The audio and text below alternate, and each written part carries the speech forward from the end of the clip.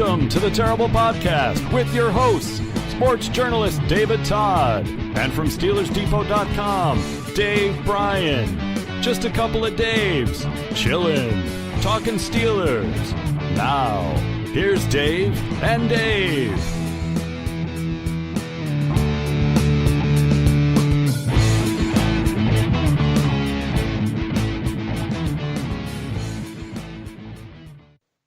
Welcome to the Terrible Podcast with Dave and Dave. He's Dave Bryan of SteelersDepot.com, place to get your latest and greatest Steelers information. I'm David Todd. It's Season 9, Episode 25. And Dave, welcome to Browns Depot. Yeah, absolutely. Boy, you know what? That was an exciting game last night.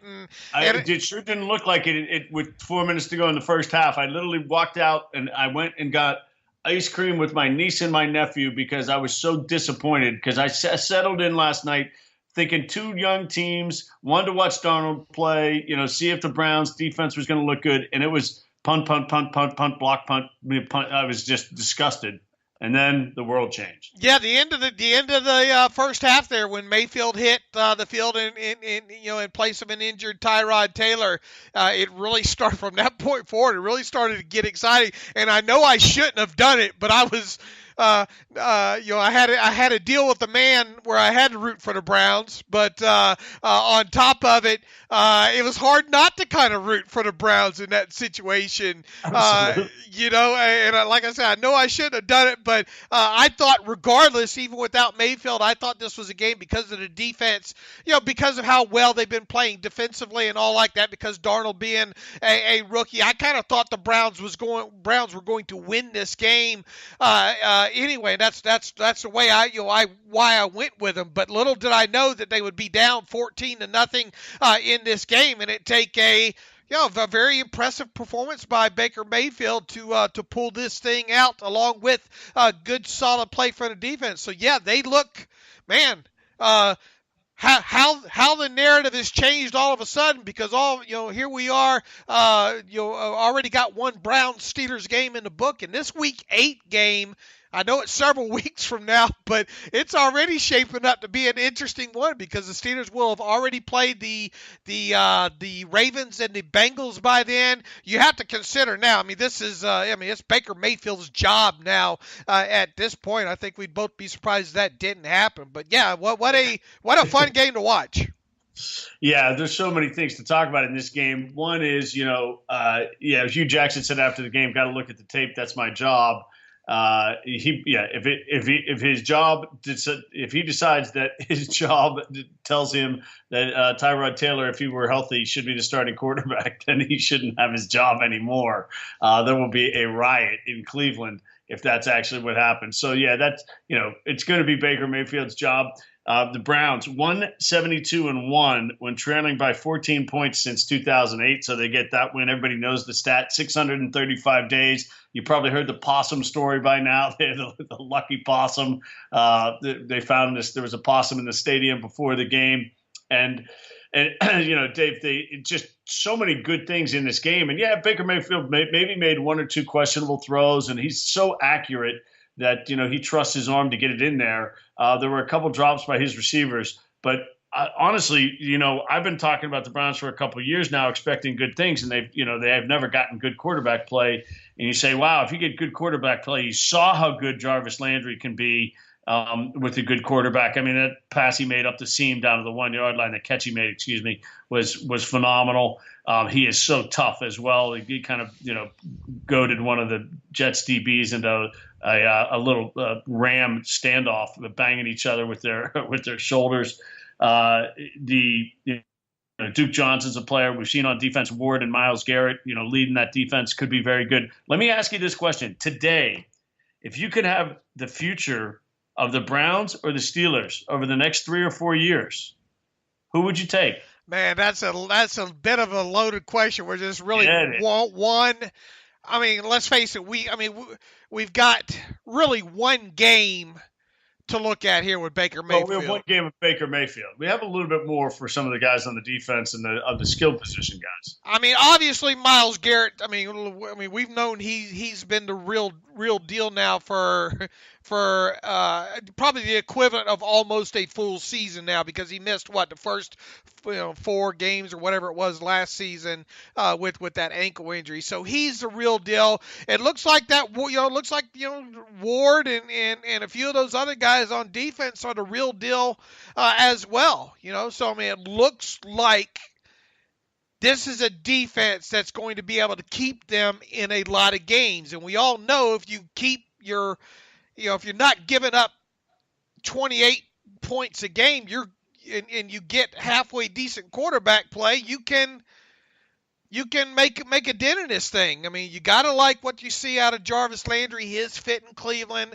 Callaway, I mean, this kid doesn't even know how good he is yet, I don't think. I mean, the mistakes that he's making are going to slowly, cease to exist or at least get, obviously lower there. But, I mean, he is a burner. You got good running back rotation in Hyde, Duke Johnson, and Chubb. Their offensive line's not bad. And then, of course, you add Baker Mayfield into it. I mean, I don't know, 3 years. I mean, that's I tell you what, they're the more exciting team right now than the Steelers are. How about I leave it at that? Well, the thing is, the Steelers are certainly exciting because they can certainly put up a lot of points and give up a lot of points. So the Chiefs game isn't what maybe a purist fan wants, because the defense looks so bad, but it hasn't been lacking for excitement. That's one thing about the Steelers. But I mean, it is interesting, and obviously I phrased it that way to put it right on the end of Roethlisberger's career. And who knows, Mason Rudolph maybe steps in one day and plays like Baker Mayfield, and then it becomes really interesting in the AFC North. But all of a sudden, and I think I said at the beginning of the year that I think the Browns could finish in second place with 6 or 7 wins. Well, the Bengals have obviously gotten off to a very good start. The Ravens, they played the Bengals tough on the road, and they won their first game in a walkover over obviously a bad Bills team. So it's really hard to know about those two teams. But I certainly think I certainly got to have the feeling now that you will see a competitive Browns team for the rest of the year. And remember, Dave, we were talking about it. You were going through the schedule. Is Hugh Jackson going to lose his job if he starts 0-5?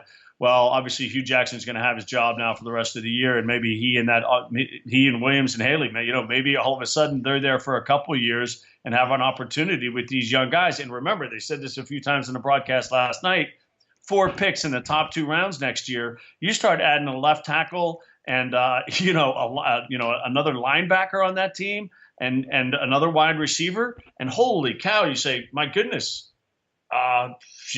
Maybe this is going to be maybe the Browns are the team to worry about in the AFC North going forward. Yeah, and look even before their Week 8 game against the Steelers.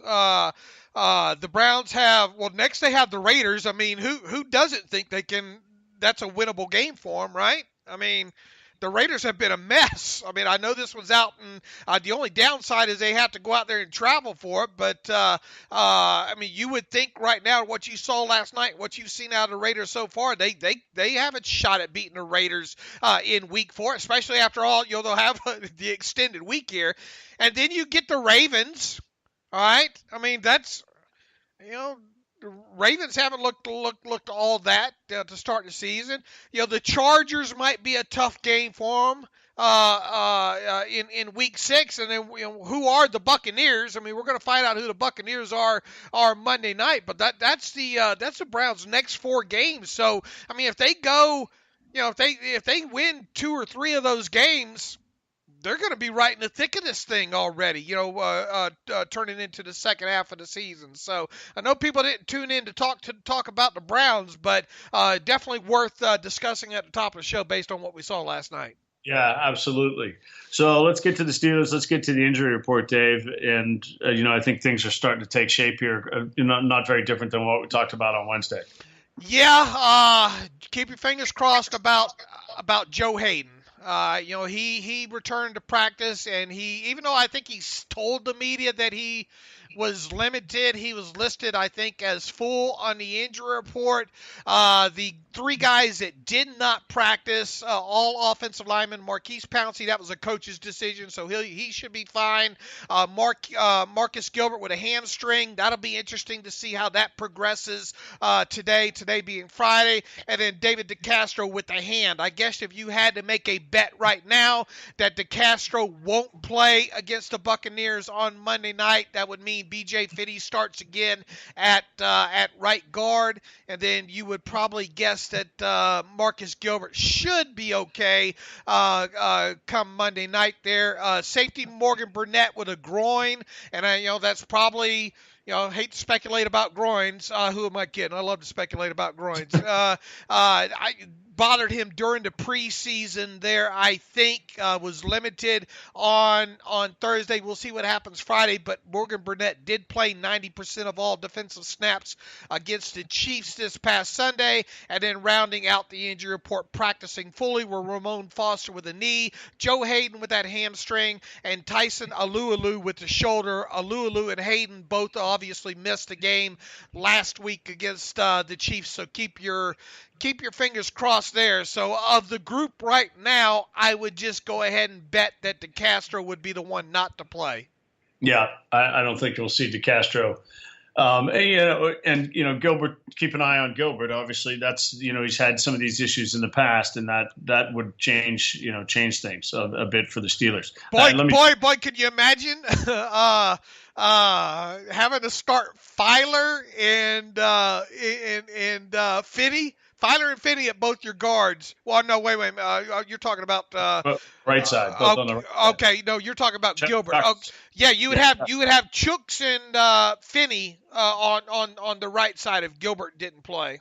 Yeah, so that would be that would be interesting stuff. Let me correct myself. Maybe I misheard what they said on television. I don't see that the Browns have 2 picks in each of the first 2 rounds next year. So they must have been talking about this past year, but. Okay, so yes, Steelers and Dave, Tampa Bay, and we'll talk to Greg Allman, who covers the Bucs for theathletic.com, coming up in a little bit, beat writer previewing the game.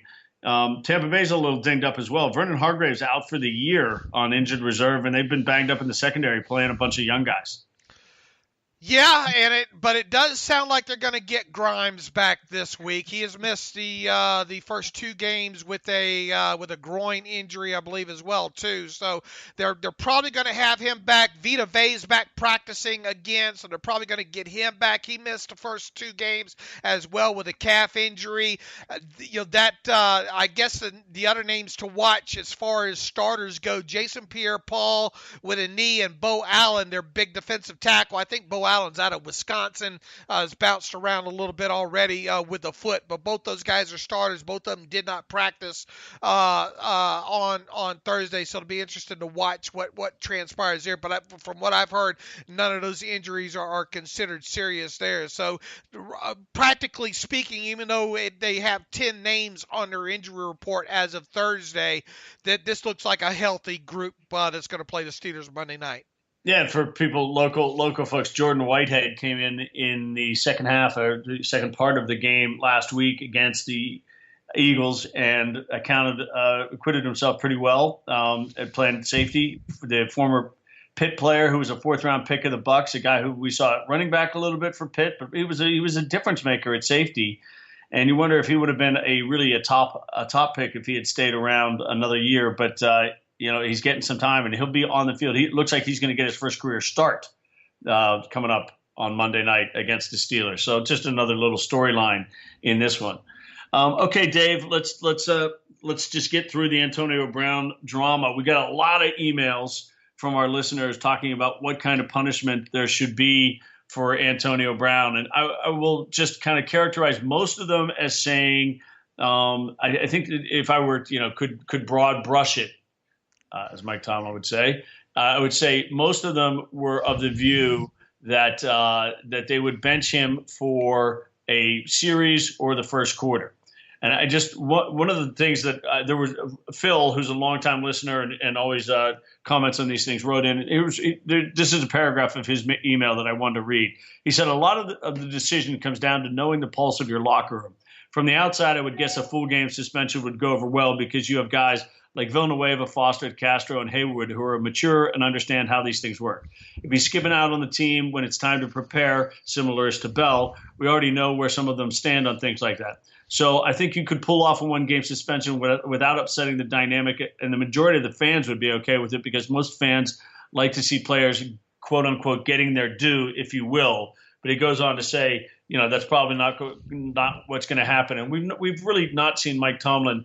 We've seen him do some things, Dave, in terms of suspensions, but I don't think anybody's surprised that it appears that Antonio Brown's not going to get any game time suspension. And we also don't actually know whether he was excused or not. He kind of said the coaches knew where he was. All apologies, but I think it's absolutely ridiculous to suggest that he gets sat down a game. Right, and he's not getting sat down anything. So right. I just think it's ridiculous to even suggest it. But we don't know actually what happened. So do you think he told he said he told the coaches. Now, it certainly didn't sound like it from the way Mike Tomlin spoke on Tuesday. When Antonio spoke yesterday on Thursday, he said, the coaching staff knew what I was, I had personal business, coaching staff knew about it. Even if he just blew it off, I'm just asking you though, what do you think? Do you think the coaching staff knew? I don't know. There's probably a message left. They probably knew after the fact. Right. you know what I'm saying? Yeah, they knew Monday night. Did he not follow the proper channels? Yeah, I probably believe that. But yeah, we don't know exactly what transpired in that. He says personal. It was personal. He was pissed off. He didn't want to. That's always personal. Right. It was personal. Look, I don't know if you watched the whole thing yesterday. I did, and I even had to transcribe it on top of it. But this is a guy that I think would be better off at times using some of the old nuclear cliches. I'm just here. I'm happy to help the team. Just drop whatever cliche you can. But he just can't. It's not who he is. He obviously thinks he's being portrayed, that the media is just going after him at this point. But look, and I get several tweets sometimes. Boy, the media, they've got nothing better to do than to do this. The Pittsburgh media is the worst. No, look, I don't think the Pittsburgh media does the greatest of jobs when compared around the league to some other media groups who follow teams. But I don't think overall the dynamics. I don't think they have it in for players or in for the team, if you will, like people suggest. Fans see that because fans only see what they see because that's the team they follow. And make no mistake about it, the Steelers are across the league, a very, very high profile team. So anytime something maybe a molehill happens here with them, it's going to get blown up into a mountain just because of how large the fan base is. It's easy to talk about them nationally. Am I correct? Anything that happens with the Steelers. Absolutely correct. And, we talked about Mike Freeman's article. I mean, people, look, a lot of guys, one of the hard jobs is to be a national writer because you have to pick the storyline of the week that you're going to write about, or 3 storylines. And there are obviously, 20 guys covering each team who know the storyline better than you do. That's just the facts. And boy, don't even get me started on them ESPN first hot take or whatever guys, Stephen A. Smith and Max Kellerman. Good Lord have mercy. People, the mainstream fan base hears that and they regurgitate it, and none of them even listen to the terrible podcast. You know what I'm saying? Or read Steelers Depot on a weekly basis. And that's how all this stuff just festers and how all the misinformation gets out there as well too. But look, back to Antonio Brown. This is a passionate. The thing that I took away most from his talk on Thursday was this is a guy that just wants to win. A very passionate guy. Now, does he believes that if the ball's in his hands more, he can help that win happen. And I don't I don't You don't disagree with that. Right. I don't disagree with. I don't have a problem with him thinking that, because great players think that they can change the outcome of games. That's the way they're programmed. So I don't have an issue with that. I just think he's got to be more careful with some of these optics and all, and that's the replying to the Ryan Scarpino on Twitter with the trade me, even though we know deep down inside he doesn't want to be traded. The threatening, or the supposed threatening of the undefeated or article, He kind of threatened him. Yeah, I don't think it's closing. Okay, well the not showing up on Monday, regardless of it was personal or I don't it just all the optics and all combined just look very, very bad. And then you have what has happened. You have teammates having to answer for it, and then you have Antonio coming in. You have 100 media guys around his locker, and it becomes a big story just because that. What should have been done? Well, we can't honestly answer that as far as what the punishment should have been, because we don't know the facts related with it. Did Mike Tomlin fine him $10,000? Did he fine him $1 just to say that I fined him? We don't know. The thing is now, hopefully this is past him and the team now, and a win Monday night will go a long way in putting it even further past them. No doubt about that. A win Monday night will change the outlook on a lot of things for this team, and obviously a loss Monday night will really kind of, the pitchforks will be out for this team. And we talked on Wednesday about the schedule going forward here with the Ravens, the Falcons, and the Bengals. I mean, if they lose, then you get into this. I again don't want to get too much in kind of just guessing what happens going forward. But if they're 0-2-1 and you lose the two division games and you're whatever you are, 1-4-1 going into the break, your season might, you could have a season in week 7 that looks like it's on life support, but it certainly isn't at this point, and it's not if they lose this game still. But they've obviously, you need at some point to start winning games. That's what it's all about. And they want to continue to write. And look, I understand this because there's only been 5 or 6 teams that have come back from an 0-3-0 start to make the playoffs in the Super Bowl era, yada yada. Yeah, I get that. I've written about that stuff before in the past. I definitely understand it. But remember that if they do lose Monday night, that's 2 losses that are out of conference, right? One loss out of conference here with the Buccaneers, and your other loss is obviously to the Chiefs, a conference game that could have seeding implications down the line, depending on how things work out. Then you had the tie against the Browns. So remember, that tie is still not a loss for whatever that's worth there. So no, this is not a must-win game against the Buccaneers. It's one that you want to win, obviously, but I think if you do lose this game, then the games against the Ravens, the games against the Bengals, the game against the Browns that we mentioned in Week 8, those all, in my opinion, then become must-win games, because at that point you're probably thinking to yourself, we're going to have to win this division in order to get in, kind of thing. And as long as the Ravens and the Bengals and the Browns remain in the Steelers division this year, which I think there's a pretty good chance of that happening, they're going to have a shot. I think, because the Browns are not going to run away and win 10 games, right?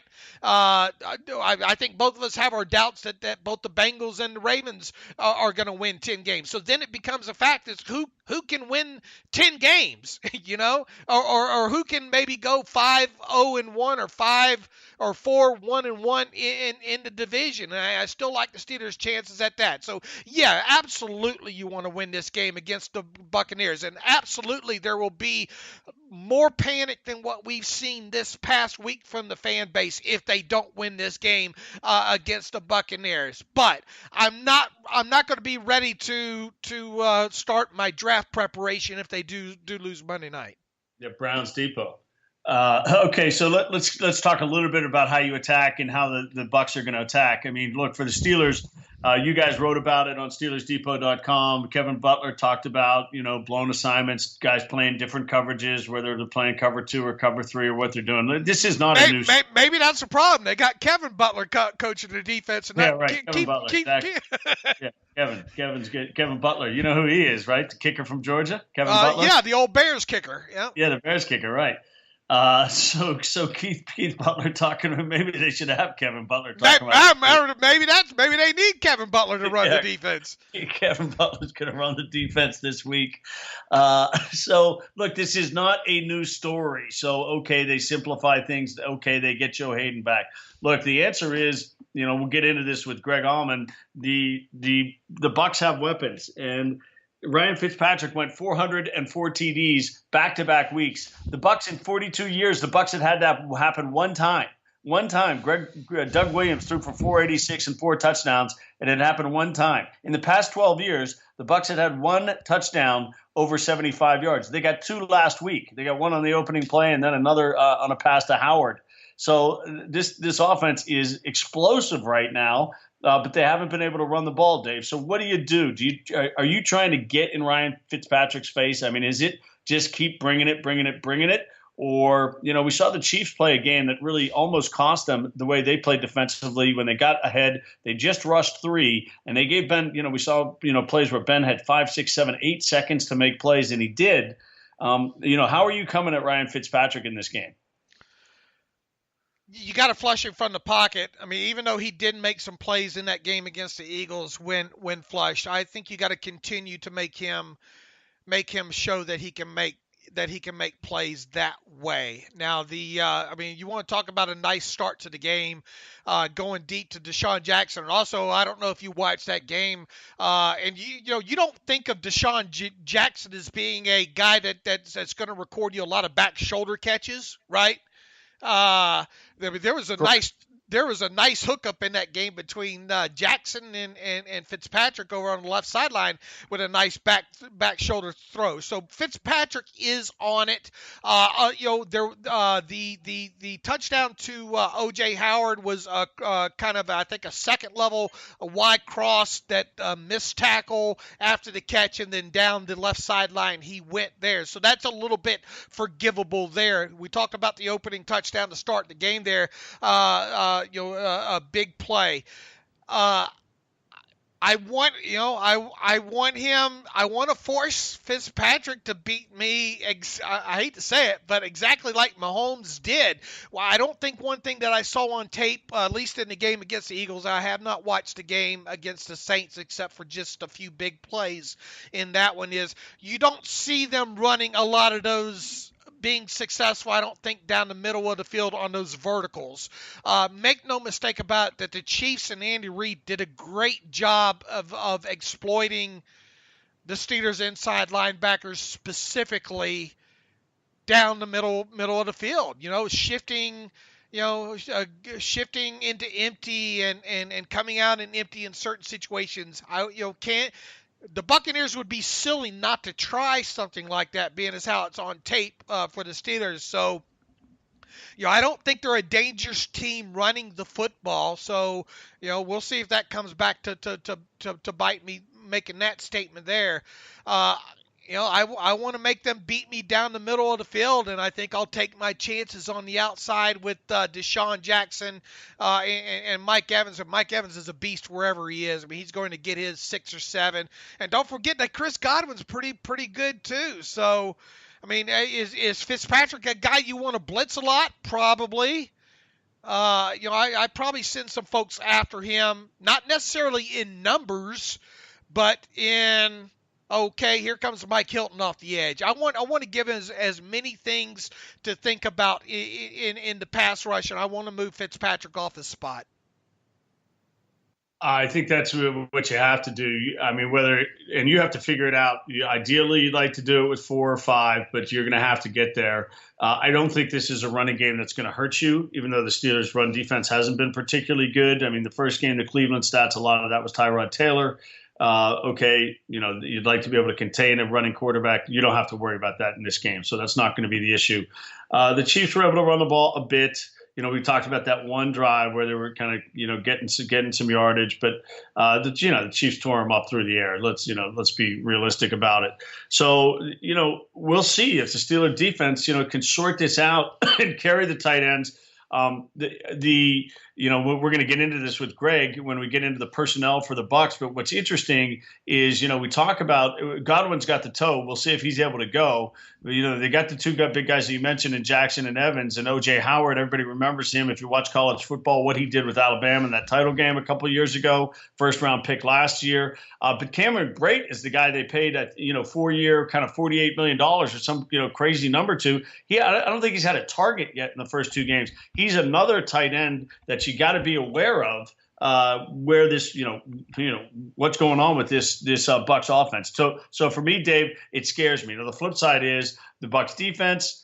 They're young in the secondary. They're banged up. They have been banged up in the secondary. And again, I think the Steelers should be able to effectively throw the ball against this team. I don't know how well the Steelers will be able to run it.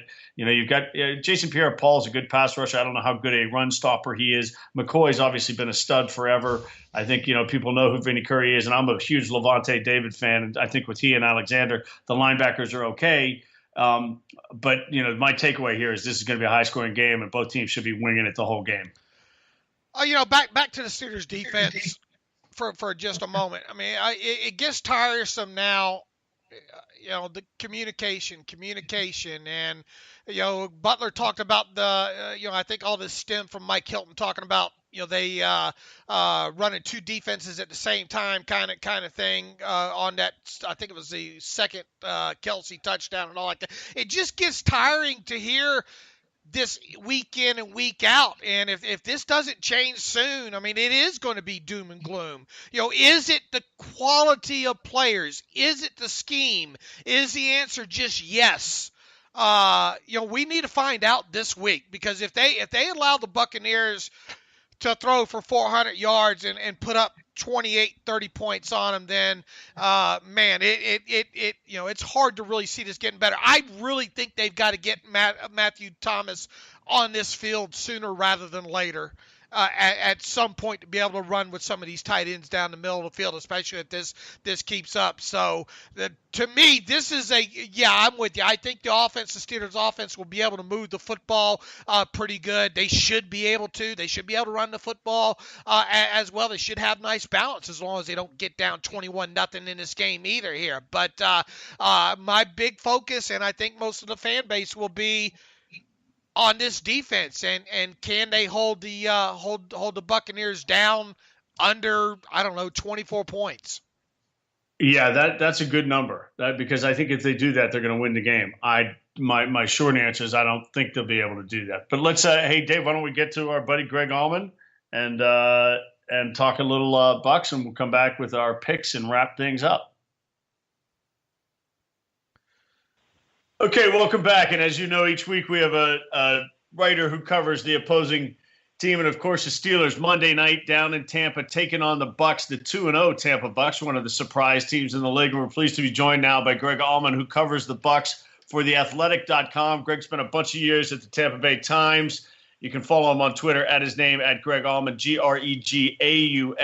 Check him out for all the latest stuff going on with the Bucs. Greg, thanks for taking the time to be with us here on the Terrible Podcast. Oh, no problem. Glad to be a terrible part of it. Hey, Greg, lots of people in Pittsburgh. The Athletic came into Pittsburgh last year with hockey and with football. They've now got baseball. It's expanded across the country. Just for our listeners, a lot of hardcore sports fans, what was your transition from the Times to the Athletic, and how's that been going? It's good. I'm only about a month in. It's one of those cool things. It's hard in this business to get a new job without having to move your family or even change beats. So it's been really nice that way, just to continue covering the team I was covering and not have to start from scratch. It's amazing how big it is. That's kind of what struck me, is just the depth of their staff. It's like 250 writers. They got more than 50 people on the NFL. As you said, they kind of got their start with hockey, had somebody on every team. Now they've done the same with baseball and now with football. So just a big lineup with a ton of great content. It's been a lot of fun to be a part of. Yeah, and in terms of your writing, it's I know for a lot of the guys, football a little different with only 16-game season, but in hockey and baseball, so many more games. They're not really writing beat stories, more kind of features and more kind of interesting angles. Is that true as well for you? Yeah, no, and that's been a little bit of a change for me. I was kind of a grinder. I would make the comparison if you were like a 90-game-a-year reliever who's used to kind of throwing just about every day, and now I feel like I'm the back end starter where I gotta come every fifth day and really bring it. And that's just different for me. Like I said, I was used to being a volume guy and a quantity guy and just putting out a ton of content. And here it's just trying to find the best stories and having time. If it's not ready, I haven't posted anything on the site in 2 days, which is strange for me personally. But they want you to take your time and get it right and have a bigger story that's the kind of content the readers want. All right, well, let's get into Monday night because certainly I think if you told somebody 3 weeks ago one of the teams coming into this game is going to be 2-0 and the other is going to be 0-1-1, they would have flipped the script on you. And I certainly felt like this was Dirk Cutter and his staff would be on the hot seat coming into the season. And here they are, as I said, one of the big surprises. Tell me about the staff and what you saw coming into the season. And is this start out of the blue for you, or did you see this coming? No, it's still pretty out of the blue. I think even if you thought they were going to be better than expected, I think the national expectation for this team was so low. I think it's like Sporting News had them 1-15. I think Sports Illustrated had them like 2 wins and a tie or something like that. So a lot of places nationally that are good publications had them as like one of the worst 3-4 teams in football. I think in the building they certainly felt like they were improved. Knew how much they'd put into upgrading like the defensive line and things like that. So in the locker room, they're not surprised by this. We spent the whole time all summer in Tampa talking about this first 3 games while Jameis Winston suspended. I think ESPN figured out that it's like the toughest first 3 games in the Super Bowl era. I mean, they're getting 3 defending division champs. One of them's a Super Bowl champion, obviously. So I think there was that expectation over the summer that, man, if they just get 1 win out of Fitzpatrick, they're 1-2 when Winston comes back. It was all about how big a hole are they going to dig to start the year. So for them to have played essentially 2 of their toughest games of the season and to be 2-0 is a wild thing and something that the Tampa Bay's enjoying. Greg, is this guaranteed to be Jameis Winston's job when he gets back, regardless maybe of what happens in Pittsburgh, or is this win for Ryan Fitzpatrick and he continues on until something else changes? Yeah, I mean, like even a week ago, I think I would have said, yeah. I mean, they're going to go with Winston. You go with the guy that gives you the best chance to win. It's nice that Fitz had a good little run there. But once you do it again a second time, I mean, he's had basically the best 2-game stretch of any quarterback in Bucs history to go 400 yards and 4 touchdowns in both games. The only interception he has is really not his. I mean, he threw a ball to O.J. Howard, kind of bobbled and flew up in the air. It counts as an interception, but I mean, it was even ruled a fumble initially on the field. So now with Fitz playing as well as he is, you kind of wonder, all right, well, how good would Winston be coming back in that, after Monday night, you got a short week. They go on the road to play at Chicago. So it's really easy to rationalize, hey, let's take it easy with Winston when they come back and stick with it after Chicago, after week 4, they have a bye. So then you'd have 2 weeks if you want to make a transition. It's much easier then. But there's certainly a sentiment here that if Fitzpatrick is playing at this high level and playing like one of the best quarterbacks in the NFL, why would you take the ball out of his hands for something that's still kind of an unknown in what Jameis will be coming back? Yeah, you're absolutely right about Fitzpatrick and the interception. That's a ball that really he never even had control of, and it bounces up in the air and is intercepted. And it seems like he had like 2 or 3 other drops in that game as well, talking about throws that Fitzpatrick had made. So we could realistically be talking about a quarterback with an 80% completion percentage right now at this point. What has stuck out the most about the offensive scheme that has allowed Fitzpatrick to have success? I mean, obviously the 75-yard touchdowns, one to start the game, a deep ball to Jackson, and then the crosser, I think it was to OJ that missed tackle. But outside of that, what has led to this kind of resurgence of Fitzpatrick? Yeah, it's a couple different things. They changed play callers down here for one thing. I mean, Dirk Cutter's always been a play caller everywhere he's been. They look good in the preseason with his offensive coordinator, Todd Monken, calling plays, and they've stuck with that. And to Dirk's credit, it's not easy to take something off your plate when it's one of your strengths and something that's kind of got him to where he is in the NFL. But I think they've been better in terms of a play calling standpoint. They've certainly been better in executing. I think the offensive line has protected Ryan Fitzpatrick much better than they protected Winston last year. And then they're just catching everything. I mean, he's thrown, I think it's 28 passes to Mike Evans and Deshaun Jackson, and 26 of them are catches. I mean, that's a ridiculous catch rate. I mean, if you get 70%, you're happy. And they've got two. One of them's just a straight drop by Evans. So he's just putting the ball in the money, especially the deep ball, which has been a big problem here. They had, I think in Dirk's first 2 years here, they had 2 passes of 50 yards or longer in 32 games, and they have 4 in the first 2 games right now. So it's just something they've done very well all of a sudden. When you look at this group, the Steelers just came off playing the Chiefs, and obviously huge difference in the quarterback position in terms of Mahomes and Fitzpatrick and who they are at this point in their careers, but their numbers are very similar. If you had a choice of taking, kind of matching these guys up, Tyreek Hill versus Deshaun Jackson, you take Mike Evans and Sammy Watkins, you take the tight end position where you've got Barber and you've got Kelsey. Maybe the clear difference is at running back with Hunt for the Chiefs, but I mean, you look at the skill position guys for the Bucs, and all of a sudden they kind of match up right with just about as dynamic as anybody in the league. Yeah, I mean, if you needed a jolt of confidence coming in this game offensively, and the Bucs really don't, I think seeing what Kansas City did. I mean, I think they had 11 plays of 25 yards or longer. I mean, it's just crazy, big numbers. I think Kelsey, Hill, and Sammy Watkins all went over 90 yards. So especially seeing the tight end rumble down the middle of the field for 2 touchdowns against Steelers defense is something I would think gives them a lot of thought to what O.J. Howard could do on Monday night. Yeah, it's one of those where I think if the Steelers get Joe Hayden back, it'll probably be a lot like the Bucs getting Brent Grimes back. I think it gives them a big dose of kind of proven, consistent veteran play that you can kind of start with in the secondary.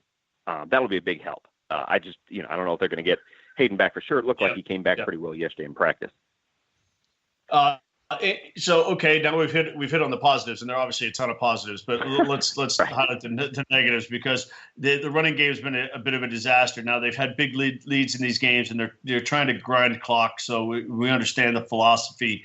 But you look, Ronald Jones, the second-round pick out of USC, hasn't dressed yet. You look at the running backs, Jaquez Rogers, you know who he is. Who is Peyton Barber, and how good is this? Let me ask it this way: does this running game have a chance to be good? Yeah, I think it's still a chance. Peyton Barber's a guy that came on at the end of last year. He's a third-year kid out of Auburn, was an undrafted player out of Auburn 2 years ago, and really hadn't done very much until, I guess, about 5 games left in last season. They kind of finally came to the realization that Doug Martin wasn't producing at all. Peyton Barber had like 88 yards at that point in the season, and then he played well. Last 5 games had like more than 50 yards, ended up being their leading rusher, albeit 423 yards on the season. And then has looked good this summer, has looked good in preseason. Ran the ball well. You mentioned, I think a decent chunk of his carries have been kind of second half, 20-point lead, trying to grind things out. And he has not done well in those circumstances. I think he has like 12 carries for 16 yards in the first half of one game, second half of one game, and I think 11 for 19 in the other. So he's averaging less than 3 yards a carry. Like you mentioned, they drafted Ronald Jones in the second round thinking he'd be a big, explosive guy in their run game, and he hasn't been good enough to dress so far. He's been a healthy scratch the first 2 games. He could go Monday. I think you look at these first 2 games for Pittsburgh, and obviously Mahomes throwing for 6 touchdowns, then being gassed for a big pass play stands out. But Cleveland rushed for 177 against Pittsburgh. Kansas City, obviously Kareem Hunt's a good back, but Kareem, they had 127 yards. So I think they see a run defense that's giving up 152 yards a game. That's a chance for them to get back to more of the offensive balance they want to have. I think they're fine if it throws for 400, don't get me wrong, but I think as an offense, you want to have a lot more balance than what they've been able to show so far. They've been running a lot of 3 wide receiver sets. You see Adam Humphries' name show up in a lot of this. We know that Godwin's an up-and-coming receiver out of Penn State, and you would think they're going to try to get him on the field more and more. Really impressive kid. But what do they like to run formation-wise? A lot of 11 personnel with 3 wide receivers? Yeah, they do. And it's funny. If anything, I kind of thought it'd be more double tight end to start things out, because they have 2 good ones in O.J. Howard and Cameron Brate. And Braid's kind of been the forgotten man in these first two games. Doesn't have a catch, didn't have a target in the win against Philadelphia. So, no, they definitely – their bread and butter has been three receiver sets with Evans, Jackson, and Godwin. And Jackson and Godwin can trade out too. I mean, Jackson, I don't think he's played half the snaps in either game. Godwin's a great young player. He has 2 touchdowns, had a big block on the downfield catch that O.J. Howard had for a 75-yard touchdown. They really like him a lot. So, yeah, Braid and Humphreys are probably the two that have been, as much as it's been crazy, just video game offensive numbers and 8 touchdowns for Ryan Fitzpatrick, those two have been very quiet so far.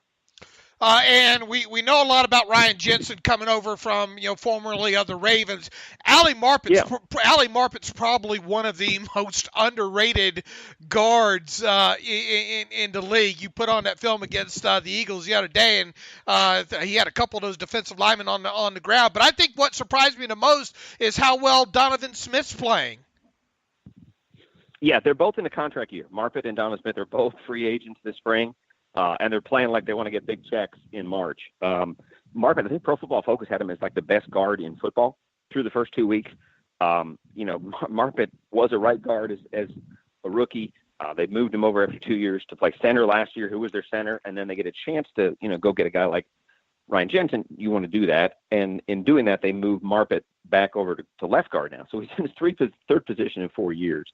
But no, absolutely. Those two have played well. I think they've given up 2 sacks so far in 2 games. If you have a 35-year-old quarterback, obviously you want to keep him in upright as much as you can.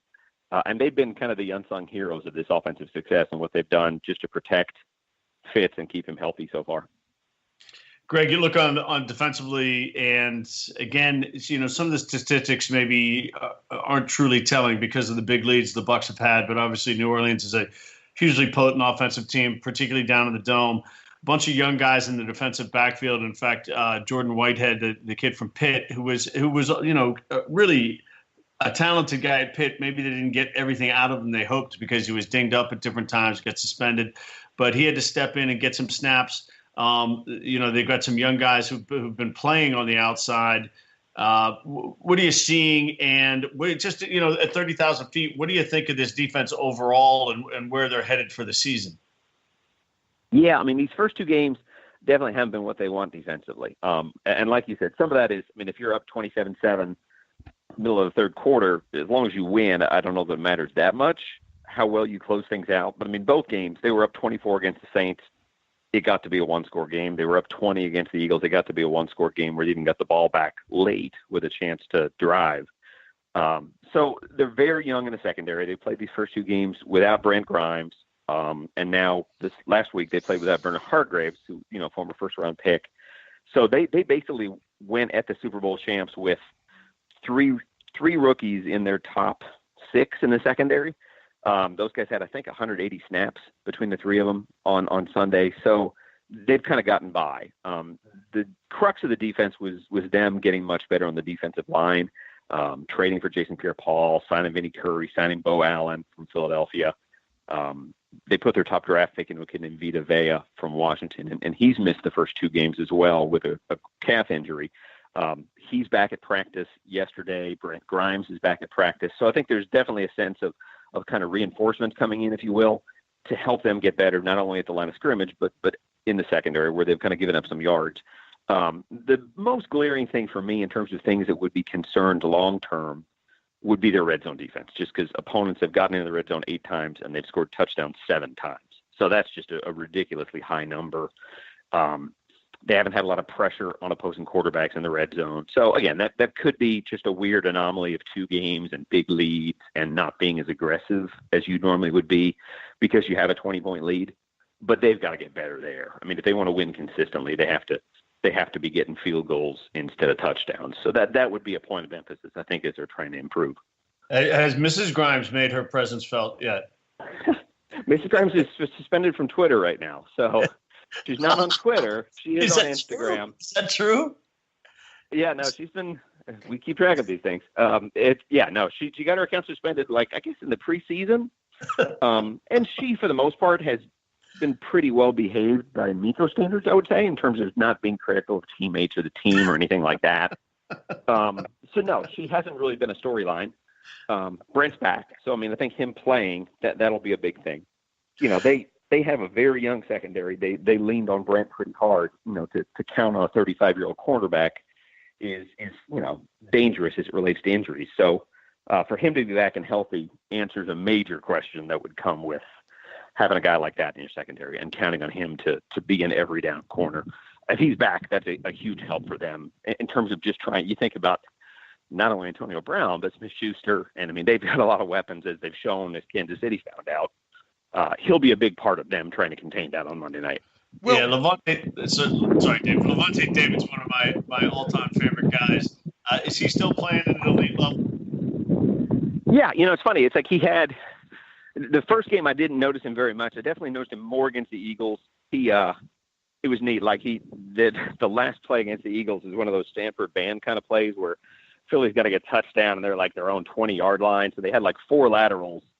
And Levante was the guy that got to finally just jump on the ball and recover the fumble. And that was a big play. He's been there. I think having a better defensive line will make them better in terms of letting the linebackers run free.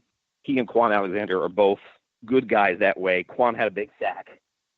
So, yeah, I don't know. And Levante, this is a chance for him to get to the Pro Bowl as much as anything. I mean, he's probably the best linebacker in football that hasn't earned a Pro Bowl.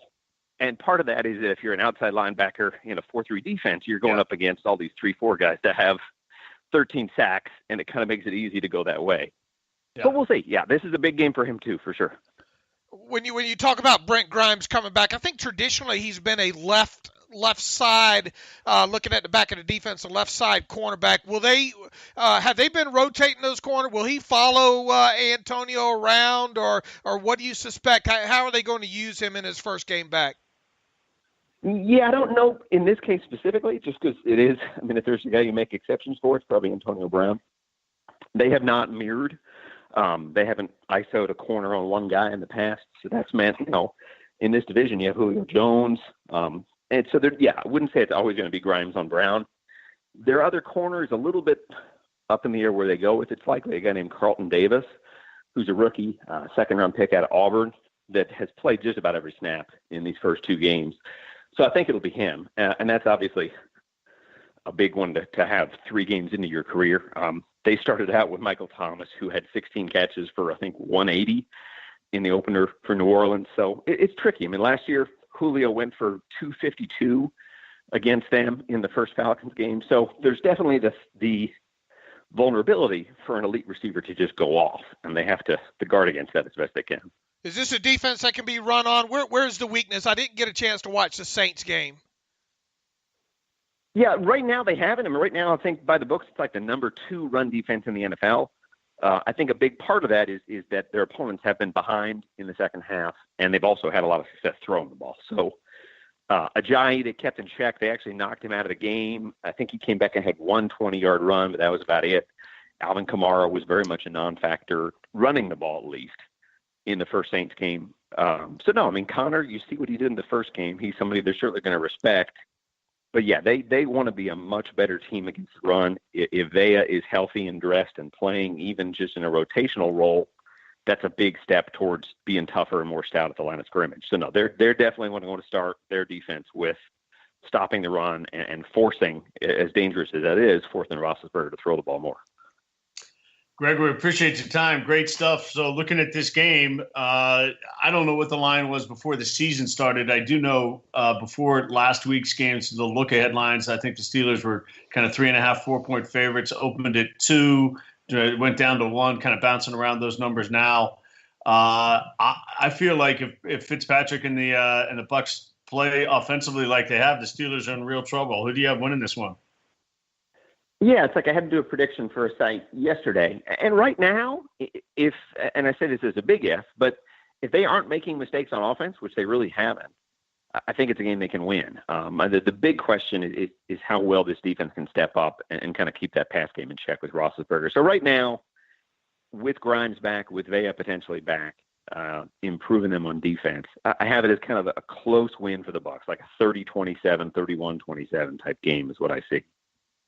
That's awesome. We really appreciate your time, and sorry about the little Skype mix-up at the beginning, but great stuff. And we don't see guys from the NFC South very often. Apparently, some of the assistant coaches are talking about the Steelers locker room, according to Mike Freeman. But hopefully, we'll cross paths again sometime in the future. All right, you guys take care. All right, Dave. Good stuff from Greg. You know, like I said, we don't get to talk to guys from the NFC South very often, so a good find there. Yeah, absolutely, and we overcame some technical issues. I had to put my engineer hat on, and I had it on backwards. Yeah, so well, everybody should know. I think I've said this over the years. Is I get a free ride here. Dave does all the recording and getting the podcast up, and he does all the heavy lifting, and I just sit here and talk to my computer. So if we ever occasionally have a thing that goes wrong, blame me, because he does all the work and I sit back and get the free ride. But we got things sorted out. We were a little late for Greg, but good insights for him, and appreciate his patience. And as Greg said, as Dave says on Twitter now and then, tell Greg if you liked it, let him know you liked it, so that when the Steelers and the Bucs meet in the Super Bowl this year, he'll be eager to get back on. Dave, speaking of that, we both hit last night. We were both on the Browns. I think I'm off to a pretty good start so far this year. But as you know, as we've talked about, people ask us all the time about, if you're going to gamble, where you're going to go, who do you like, what's the analysis, what do you guys got? And, look, who you're betting on is just important as who you're betting with. And that's why Dave and I always tell people to bet with mybookie.ag. They're the best in the business, and it's big this season. We've been talking about them. All the special promos they've got. They've got the $100. If you put in $100, put in terrible 100, they will match your first bet, your first deposit, up to 1,000. And if you've already got that done and you want to come in, they're trying to spread their business out because everybody wants to get in there at night when the games are going, particularly a thing like last night. And you can put in terrible 25, and any deposit there, they will match an extra $25. So you got all good things going on. We've been recommending them all year. They've gotten a great response from our listeners, so we appreciate that. We're urging you to go to mybookie.ag. You win, they pay. They've got in-game betting, player perks, fantasy stuff. If you like fantasy, you get the over-under on fantasy players, how many points a player will score. That's a unique feature that they have. And remember, the promo code's either terrible or terrible25 to get that going. It's MyBookie. MYBOOKIE.AG.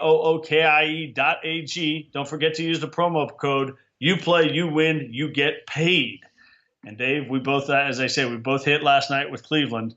Just enough, right? Yeah, just enough. We needed that. I was nervous about that extra point there, because obviously the Browns had the problem the previous week against the Saints with, I think, a couple missed extra points and a couple missed field goals. And this new kicker that they have in there last night, a couple of those, I've had some tee shots that have looked better than that over the years back when I used to play that sport with the 4-letter word attached to it. But also about MyBookie, they getting such good response from us that they picked us up now all 3 days of the Terrible Podcast through October. So we appreciate everybody supporting them. They wouldn't have picked us up unless they weren't getting good response. If you don't, if you don't gamble online and you just want to let them know that you heard about them on the Terrible Podcast, you can get them on Twitter at BetMyBookie, at BetMyBookie. Just let them know you heard them on a Terrible Podcast, and that'll probably help us out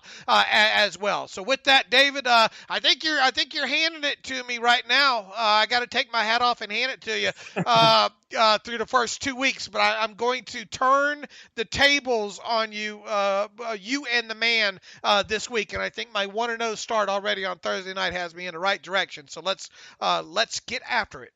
All right, and I'll make some of the picks initially here so that you get I don't get all the advantage of that going off of week 3 in the NFL. Okay, so to kick things off, we've got the Colts at the Eagles.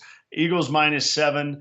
Carson Wentz going to make his debut since that first game back since the knee injury he suffered out in the Coliseum. I think it was against the Rams last year. And of course, everybody, me included, just, wrote off the rest of their season, which shows you, if you've got a competent backup guy, you can still get things done.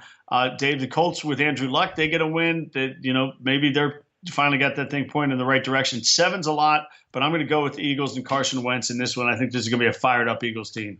Yeah, and coming off of that loss to Tampa, boy, they lost Mike Wallace, I think, as well too. They're hurting. You got to wonder what kind of Wentz obviously probably going to give you a better chance than Foles. I think this stays close, David. You got Frank Reich over there and all, and you still have Luck at quarterback. I know I probably shouldn't. Colts have already messed me up a couple of times, I think, this year. I'll take those 7 points with the Colts on the road. I think the Eagles win it, but I think they keep it within 7. Bengals at the Panthers. This will be a true test for Cincinnati. I think Carolina is still a good football team. 3 doesn't seem enough. We'll see if the fiery redhead can get it done for the Bengals. But I'm taking Cam -3 at home. I'm going to take Cam -3 at home as well. I don't know. For years, I don't get the Falcons right very often. That NFC South is a crazy division with the Falcons, the Panthers, and the Saints, and what they do with each other at home on the road. No predictability. The Falcons did get the win over the Panthers last week in an interesting game. They get the Saints now coming into Atlanta this week. Dave, I'm going to go with the upset. I'm going to go with the Saints not only to take the 3 points, but I'll go with the Saints to win this game outright. Wow. Boy, the Falcons, at home, Matty Ice at home. Sarkisian, they say he got it down. Matty Ryan gave him a lot of credit, Sarkisian, for the play calling in this one last week. Yeah, I know better than to go against Breeze. To go against Breeze in this situation. I'm going to do it anyway. Give me the Falcons, lay the 3 points at home. Okay, Ravens host the Broncos. We'll see if the Broncos can get it going. Case Keenum at quarterback. You know what? I'm going to take them +5.5 in Baltimore. Look, I don't think the Ravens are off to a little bit better. They're a little better team than maybe I gave them credit for in the preseason. I still don't think they're a good team. I'll still be shocked if they're better than 8-8. Maybe they win this one, but I think it's close. Give me 5.5. Yeah, I don't know which way then. That number lets you know that kind of unsure. Yeah, that's the number. Nobody knows. That's 5.5. Nobody knows. Give me Denver plus the points. They let you. That means Vegas will let you take it whichever way you want, toward 4 or toward 6.5. Texans -6 at home against the Giants. Texans not off to a good start here. This is a big game for Deshaun Watson and the Texans to get things right. The Giants. Give me the Texans. All 17 weeks. Just write me off against the Giants. I don't know. There's something about Barkley, and I think Barkley's going to have a huge game in this one. Give me Giants plus the points. Tough for the Giants. Back-to-back games in Texas. They get Dallas on a Sunday night, and then back at it. Dolphins -3 at home against the Raiders going across the country. That line seems a little light. I'll take the Dolphins. Yeah, boy, the Raiders are a mess right now. Give me the Dolphins later points as well at home. Yeah, the Raiders played them. They played it all right last week. Who they lose to? Weren't they in that one? I'm trying to remember that game. I feel like I watched the end of it. No, Denver, right? That's a game they could have won. They could have won that game. Skins +3.5 against the Packers. The Skins at home. This is an interesting game. They look good in their first week. They didn't look good in their second week. The Packers, you know what? Give me the home team +3.5, Dave. I'll go with Rodgers. I've got Rodgers on a couple of my main fantasy teams, so I'm going to look. How can you bet him against Aaron Rodgers? -3.5. I'll lay the 3.5. This will be the high line of the year, I would bet. You're not going to see lines much bigger than this. The Vikings at home, -17. Josh Allen was just as bad as Nate Peterman was. They did score some points at the end of that game to make the score slightly more respectable last week. 17 points, Dave. This could be 34-0. 17's not enough. I'll take the Vikings. Yeah, I wonder how many more of them Bills follow the Vontae Davis retirement plan. Boy, have you ever seen that? Well, what a mess. One time Vontae Davis was pretty good. Defensive back. I'll tell you when it ended for him. In that 6-touchdown game when the Colts were here, when he got hurt in the second quarter, people were talking about how good he was, and that was peak Vontae Davis. Since then, he hadn't been the same guy. Yeah, a couple of those games. They didn't play the Colts a couple of years back to back, and Antonio Brown tied him up into like a cherry stem knot. Absolutely torched him. I mean, just twisted them all around. Yeah, I mean that might have been the moment in one of those games there. Man, the Bills are a mess. I don't know how. That's a lot of points, though, David. That's a lot of points. I got to make up some ground on you. Give me the Bills plus those points with zero confidence. All right, I'm going to let you pick this one first because this is a hard one. Chiefs at home, -7 versus your boy Jimmy G and the 49ers. Boy, I mean, you just look at, how much of it was Mahomes? How much was it the bad Steelers defense? Is it yes on both those? Probably.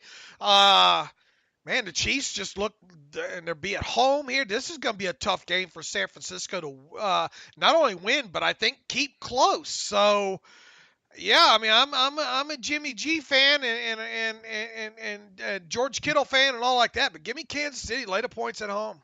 I'll take the Niners for the heck of it. I think we'll have another shootout in this one, over under a 55. That seems like the right number to me. I think we're going to be right around that. The Chargers and the Rams, a hometown game. It'll be in the Rams Stadium. Chargers getting 7.5. I think the Chargers are good. I think the Rams are great. But let's say since they don't have to really travel a couple hours maybe, or depending on traffic, give me 7.5 is enough. At 6.5, I might have gone the other way, but I'll take 7.5. I'll take Los Angeles.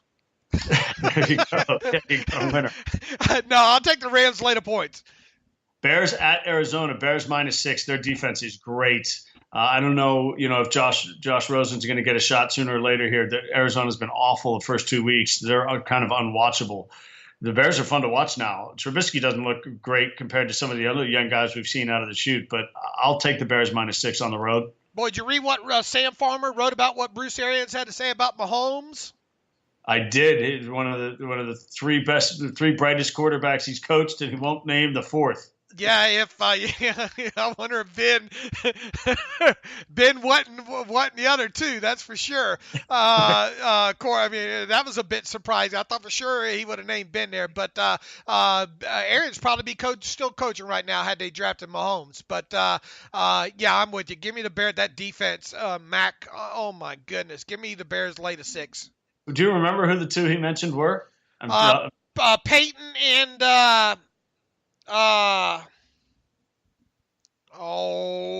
Why can't I? It wasn't Carson Palmer, was it?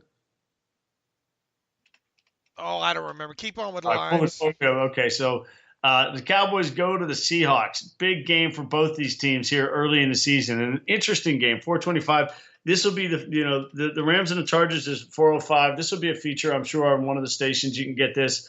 Do you know what, Dave? I don't think Seattle's all that anymore. If we're talking about teams on a downtrend that have been good for a long time, you're hoping the Steelers aren't in that group yet, but I think the Seahawks are in that group. Dallas on the road getting a point in Seattle. That's surprising. I'll take the Cowboys, though. I'll take the Seahawks. Here's the quote from Sam Farmer. Bruce Arians said Patrick Mahomes is one of the 4 smartest players he's ever seen on the board. It was on the board is what it was. Yeah, cool. Right. On the whiteboard. Peyton and Andrew Luck. Who's the fourth? Yeah, no surprise. He says, I don't want to say who the fourth one is. That way the other guy I've coached will think that I'm talking about him. All the other guys, right? Yeah, and look, if you're going to guess Andrew Luck, Ben, or Peyton, no surprise there. If you're going to guess Carson Palmer, Peyton, and Andrew Luck, no surprise. Yeah, you got 2, elite guys, so no surprise. Seahawks -1. Okay, Pats -7 at Detroit. Detroit looks so bad on that Monday night game against the Jets. They're a little better, but I'm going to take the Patriots -7. We'll see if the Josh Gordon debut. Do you think Matt Patricia's defensive mind will help any in this one? I think it will. It should help a little bit. I think it will. I think they'll keep it. I think the Patriots win, but I think the Lions keep it close. Give me the Lions at home plus the 7. Yeah, a lot of people love to see the Lions win that one. And then, let's get to it. Steelers, as we talked about earlier, this line's bounced around. They're a 1-point favorite. Dave, I've gone back and forth in this. I was on Vegas radio. I should have told you this. I was on Vegas radio twice this week. I picked the Bucs, and I'm gonna stick with this pick. Obviously, want to see the Steelers win this game, but I just have not seen enough from the defense to make me feel comfortable about what they're doing. So I think the Steelers are going to put up a lot of points. I'm probably going to stay away from this as a game. I would absolutely take over 54 in a second. So I'm going to take Tampa 31-30 over the Steelers and hope that I'm viciously wrong. And there's it's Fitz magic, but there's a reason he's played with 7 teams in his career. And we'll see if, Joe Hayden being back makes a difference. I wonder about that hot late summer September night in Tampa too, and that humidity and what kind of effect that might have on draining this team. Talking about the Steelers, well, there's a lot to worry about right now, and my confidence in the Steelers is extremely low, and especially after watching that all 22 about 7 times from that Chiefs game. You want to talk about needing to have a barf bag pretty well near. I think the Steelers somehow find a way to win this. I don't know. Ryan Switzer touchdown. I think James Washington has a long one in this one. A long connection with Ben finally in this game. Somehow the Steelers win this, and they just do cover 27-25 Steelers. All right. Well, we'll see how it goes. And by the way, just for listening for our schedule purposes, obviously we won't come back to you Monday. We'll come back to you and we'll double dip. We'll be back on Tuesday morning after the game, and we'll be back Wednesday midweek as we go on a short week as well. All right. You can follow me on Twitter at Steelers Depot. Follow David Todd on Twitter at David M. Todd. Follow the show at Terrible Podcast. Email the show, theterriblepodcast@gmail.com. If you'd like the show and want to donate, go to SteelersDepot.com, hit that donate button. We got an ad-free version a lot of people are interested in of Steelers Depot. Go to SteelersDepot.com, hit ad-free for $25. You can have access to SteelersDepot.com for 1 year without the ads. I'll talk to you on Tuesday. As always, thanks for listening to the Terrible Podcast with Dave and Dave.